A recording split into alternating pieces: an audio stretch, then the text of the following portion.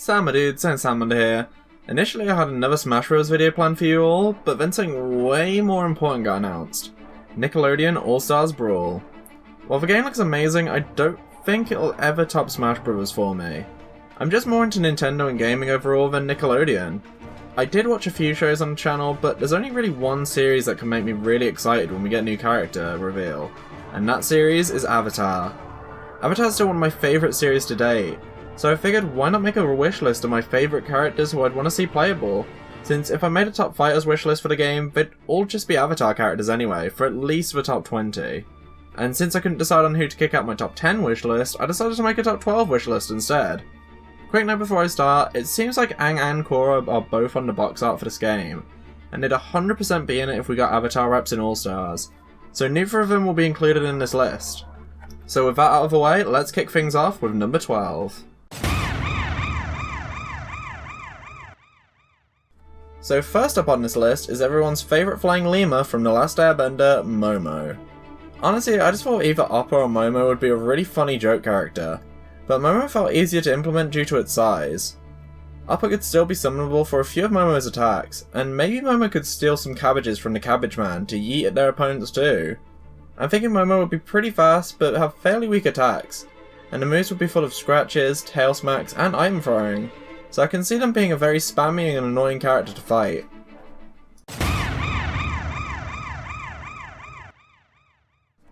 Switching over from The Last Airbender to The Legend of Korra, up next we have the pro-earthbending actor, Bolin. Bolin's pretty unique when it comes to earthbenders, since I imagine they'd usually be pretty slow but very strong and defensive.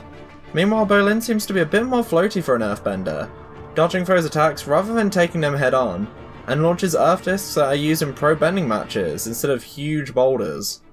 What really makes him unique as an earthbender though is his ability to magma bend, as I think there's only 2 benders confirmed in the series who have that ability to do that to my knowledge.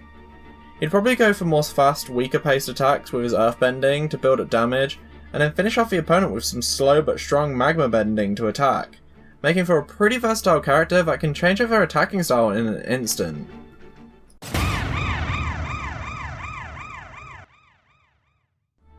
We'll be sticking with The Legend of Korra for the time being, and talking about the Mech Queen herself, Asami. Asami would be a really unique fighter, since unlike the most of the cast of Avatar, she's a non-bender, and fights with weapons her and her father invented, such as mech suits and shock gloves. She's also a really great driver, so she could summon a vehicle to drive one of her moves, or for her ultimate attack if this game has some sort of final smash, where she'll pull a Captain Falcon and run him over for her ultimate move.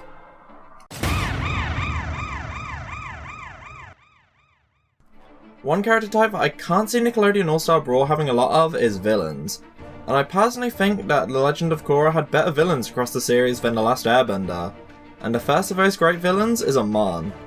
Omen is an absolute beast of a unit in combat, shrugging off attacks and dodging them with ease, even against some bending masters. In the show, he also had the power to seal people's bending away, so maybe in All Stars, Omen could seal certain moves away from the opponent. I don't want to risk spoiling the show on some other aspects to Omen's moveset, but if you know, you know. Omen's moveset would be sick, and I definitely want to throw hands while playing as this monster.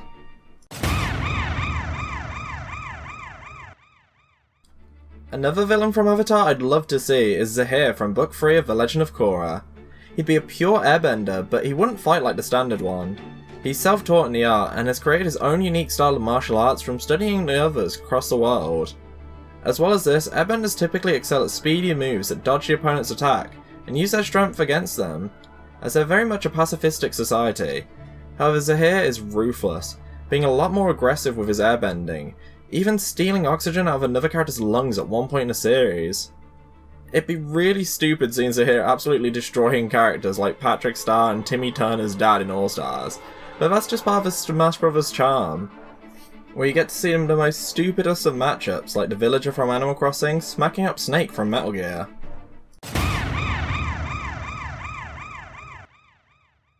So we're finally moving back to The Last Airbender.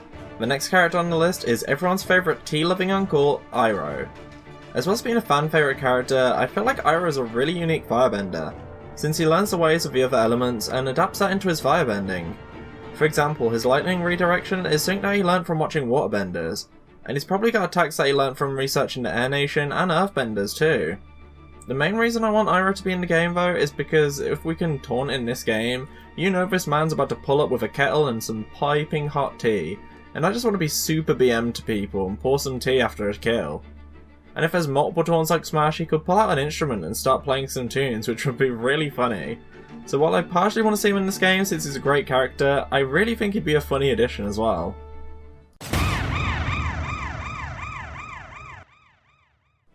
Mr. Captain Boomerang himself is my next pick on the list. And in case you don't know who that is, my next choice is Sokka. The thing I love about all the non-benders in Avatar is that they have completely different fighting styles from each other.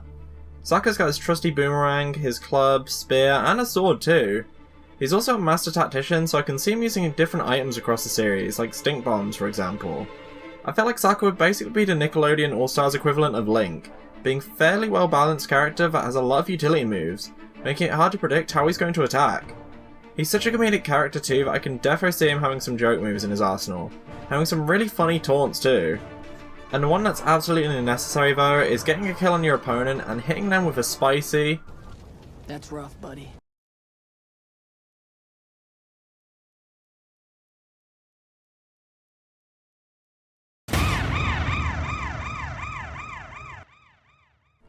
Finally reaching the top 5, I'm going to be going from one non-bender to another, as my next choice is the leader of the Kyoshi Warriors, Suki. Suki will be a lot faster compared to the other two non-benders I've already mentioned so far, using quick cutting attacks with her war fans and katana. She's also a very proficient martial artist, so she could definitely have some moves that don't use either of those weapons, but I think predominantly she'd be using her war fans, as they're her signature weapons. She's even got a shield that she uses against Azula, which could be used as a shield bash enemies or to defend from attacks. The more I'm talking about her, the more I'm seeing her as a faster Sokka, maybe like Young Link if he had more of a unique moveset. Since like Sokka, she's actually got a lot of weapons in her utility belt. She's just got a few less weapons to use and a lot more speed to use too.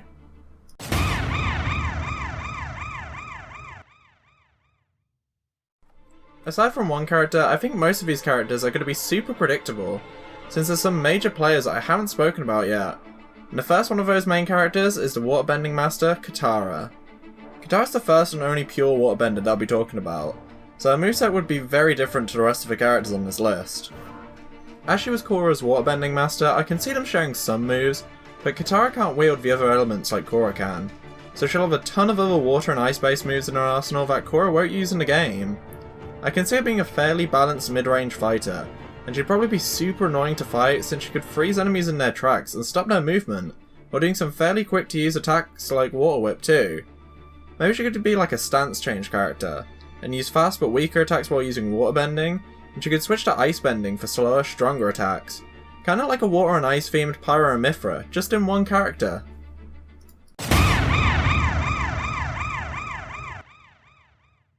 Hello, Zuko here, coming in at the number 3 slot. Izuka is a firebending master, who's learnt the art for his master Iroh, and even the creators of firebending themselves, the dragons. I imagine Zuko would be a bit faster than Iroh due to his age. They'd probably share a few similar moves, kinda like Mario and Luigi, where they've got some similarities but they're still mostly unique from each other, since there'd be a few moves Zuko learnt from his uncle Iroh. He can also redirect lightning, so maybe you could have a reflector that only works on electrical attacks, but will double the damage and launch power back to the opponent. I can't remember if he can create lightning himself, but if he can, that'd be cool to add to his moveset too. I think of all the characters on this list, Zuko's probably the most likely to get in this time around. I think we're going to get Aang, Zuko, and Korra for this roster, but hopefully we'll get some more of the characters as DLC or in a sequel game in the future.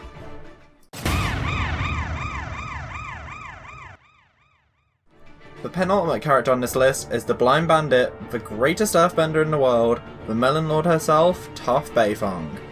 Toph's basically Little Mac but with a bit more range, and on the ground she's a monster, but her aerial game is pretty weak. Toph's blind, though she can see through earthbending with her seismic sense. It allows her to feel vibrations through her feet, allowing her to know what's in her surrounding area, and even predict attacks by feeling how an enemy moves. Since she can't see without earthbending, I'm guessing she'll float by earthbending a rock she's standing on, which would make it so she can only has a limited amount of attacks in the air, and if she uses up all her attacks then she'll go into a freefall, so you definitely want to keep it on the ground as much as possible. I think Toph would have some of the best super armor in the game. After all, she invented metal bending. I don't think anyone's going to be able to break down her armor. I'm thinking she could be like Robin, where a lot of her attacks would have smash attack equivalents, except instead of aerials, it would be more of her special moves. And if you do a smash special attack, it will turn the move from an earthbending move into a metal bending move. Metal bending would probably have slow movement but more power and super armor, while earthbending is a little faster but weaker in offense and defense.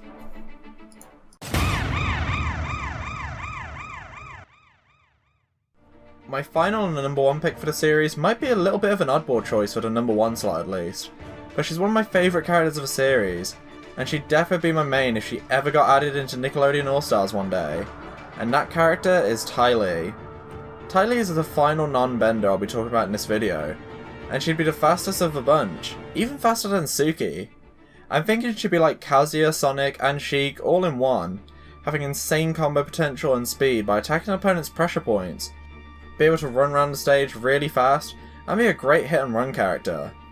She could even have a cool gimmick where she'll cause her opponents to shield break or stun when she lands high enough combo in a certain amount of time, or at least make it so they can't use their special moves. Since Ty Lee and Maya are best friends, maybe Mai could help out with a few range moves for her special attacks. Be a great way to add even more Avatar representation to the series, I think, since I'm hoping Avatar will be like the Mario or Pokemon of All Stars, and have an insane amount of playable characters from the series. I think that's all for this video, so I hope you enjoyed, my dudes. If you did, please leave a like, subscribe to see more, and leave a comment on which characters you want us to play as in Nickelodeon All Stars Brawl. If you want to hang out more with the community, and you want to see more live playthroughs of games like Kingdom Hearts, Fire Emblem, and more, then definitely go check out my Discord server and Twitch channel that'll be linked in the description. Also, a huge thanks again for Jarrett for editing this video. As always, his Twitter and YouTube channel will be linked in the description below, so definitely make sure to go and check him out and give him a follow as well. Also, just wanted to let you guys know, sorry for a bit of background noise in this video. It is fucking insanely hot at the moment in the UK, and I honestly can't really record anything without having a window open since I am just currently dying right now. So, the window was open, so you might have heard a little bit of background noise, but hopefully when the weather dies down, you guys won't need to worry about that anymore. So yeah, I'll see you. Wow, that was good timing. So I'll see you guys in the next one, dudes. I hope you guys enjoyed. And until next time, bye.